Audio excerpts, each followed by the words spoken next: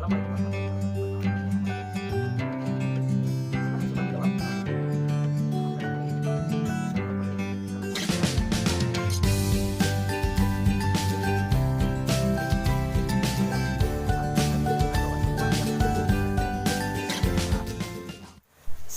warahmatullahi wabarakatuh. Perkenalkan, saya Muhammad Ansori dengan NIM 3470179.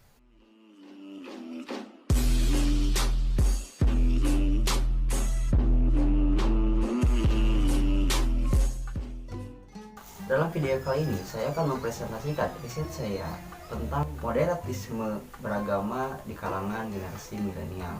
Dan video ini juga dibuat guna memenuhi tugas akhir semester mata kuliah Ilmu Kalam KPI 2021 yang telah dibuat oleh Bapak Imam Hanafi selaku dosen pengampu mata kuliah Ilmu Kalam IAIN Kalangan. Penelitian ini terjadi karena sebelumnya saya telah melakukan mini riset kepada 15 narasumber yang dimana rata-rata narasumber berumur sekitar 18-22 tahun. 40% berpendidikan di perguruan tinggi, 33,3% berpendidikan SMA, dan 26,7% bekerja. Hal ini menyatakan bahwa semua yang mengisi mini riset saya ini tergolong dari para generasi milenial. Apa sih yang telah saya ajukan kepada para narasumber? Yang pertama yaitu betapa pentingnya iman menurut Anda. Semua narasumber menjawab sangat penting. Ya, memang benar sekali. Ini sangatlah penting karena imanlah kita mengetahui tentang etika, kita bisa tahu artinya sopan santun, saling menghargai kepada sesama, dapat juga menjaga nafsu, mempunyai hati nurani yang baik, dan mengerti mana hak dan mana batil. Tanpa iman, kita tidak punya arah tujuan untuk menjalani hidup dan kita mempunyai bekal dari iman. Kita lanjut pada pertanyaan kedua, apakah Anda mengenal Aswaja? Seluruh narasumber menjawab mereka mengenalnya. Ya, dapat disimpulkan bahwa seluruh narasumber mengetahuinya karena ajaran Aswaja mengikuti dan berpegang teguh kepada sunnah Nabi dan sunnah Khulafaur Rasyidin setelahnya. Mereka adalah kelompok yang sama. Dan selanjutnya yang ketiga yaitu apa sih itu iman? Apakah iman itu ikhtiar dan doa, pasrah atau jabariyah, ataupun qadariyah? Dari 86,7% narasumber memilihnya ikhtiar dan doa. Hanya 13,3% yang memilih pasrah atau jabariyah. Bahkan tidak ada satupun yang memilih qadariyah. Pendapat saya pun mewakili dari kebanyakan narasumber tentang iman adalah ikhtiar dan doa. Sangatlah benar. Karena jika seseorang hanya berdoa tetapi belum berusaha, berarti ia tidak sepenuhnya ingin mencapai atau ingin mengubah nasibnya sendiri. Tatkala ia ingin mencapai apa yang ia impikan tetapi tanpa adanya doa, berarti ia sombong. Seperti itulah. Selanjutnya yaitu pada pertanyaan keempat, apa hakikat Aswaja dan dari mana respon Aswaja? Saya mengambil pendapat dari saudara Iqbal karena jawaban narasumber ini mewakili jawaban dari mayoritas narasumber lainnya.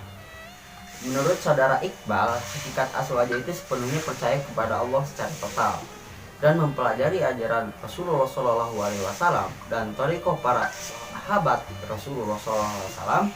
Sikap tersebut bermuara dari ilmu yang senantiasa diamalkannya. Sangat menarik sih jawaban dari saudara Iqbal ini. Hakikat dalam pemahaman Aswaja itu sendiri mengikuti sunnah Rasul dan thariqah para sahabatnya dengan senantiasa berpegang teguh kepada petunjuk Al-Quran dan As-Sunnah. Selanjutnya pertanyaan kelima, orang yang berbuat dosa itu kafir atau munafik atau masih mukmin? Kebanyakan dari 73,3% narasumber memilihnya masih mukmin dan hanya 26,7% dari mereka menjawab munafik. Menurut pemahaman saya sendiri pun ya orang yang berbuat dosa itu masih mukmin sih. Mungkin karena bagaimanapun dosa mereka tidak mempengaruhi kepada keimanan dia sendiri selagi ia masih mempunyai keimanan dan keinginan untuk bertobat. Tapi dalam hatinya, tidak hanya dalam ucapan saja gitu kan. Lanjut pada pertanyaan ke-6, apakah dengan melaksanakan ajaran Aswaja bisa membentuk sikap yang santun, toleran dengan beda agama, ramah sesama dan cinta bangsa? 100% narasumber menjawabnya ya. Tentu saja ajaran Aswaja itu adalah ajaran yang benar, dan siapapun yang mengikuti ajaran Aswaja maka ia akan selamat. Jadi tidak salah dari semua narasumber memilih jawaban iya. Ajaran Aswaja bisa membentuk sikap siapapun menjadi lebih baik, sekalipun pada seorang yang berbeda agama. Lanjut, apakah berislam harus moderat? 100% dari semua narasumber juga menjawab dengan ya.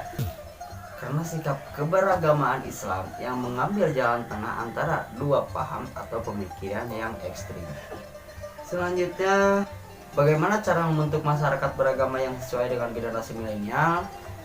Seluruh narasumber memilih dengan cara bersosialisasi dengan aturan. Tentu saja kita tidak pernah diajarkan oleh pembimbing, orang tua, atau siapapun untuk bersosialisasi tanpa aturan dan semena-mena. Karena hal itulah yang akan merusak kehidupan sosial kita dan bisa menjadi untuk menghilangkan keimanan kita. Alhamdulillah dikendalikan. Cukup dengan bersosialisasi sesuai aturan agar kita tidak terjerumus untuk terjun bebas ke dunia luar yang ekstrim. Saling menghormati siapapun, saling menghargai sesama umat beragama. Kita pasti mampu untuk membangun dan membentuk masyarakat beragama yang sesuai dengan generasi milenial. Pada pertanyaan terakhir, yaitu bagaimana cara generasi milenial meningkatkan iman dan dari mana Anda mendapat materi keimanan? Menurut saudari Lutfiah, cara ia meningkatkan iman adalah dengan bersabar dan terus berusaha untuk tidak berada di kalangan yang membawanya terjerumus dalam kesalahan pergaulan. Sangat benar, tidak salah lagi. Ia juga menyatakan bahwa Lutfiah ini mendapat materi keimanan dari keluarganya dan mendapat pelajaran lingkungan sekitarnya. Alhamdulillah, itulah kesimpulan dari mini riset yang telah saya buat sebelumnya. Mohon maaf dan saya ucapkan terima kasih kepada teman-teman yang telah mendukung saya untuk membuat tugas akhir semester ini. Semoga kita semua diberikan kebaikan oleh Allah Subhanahu wa taala. Amin amin ya Allah ya rabbal alamin. Kurang lebihnya mohon maaf. Wabillahi taufiq wal hidayah. Wassalamualaikum warahmatullahi wabarakatuh.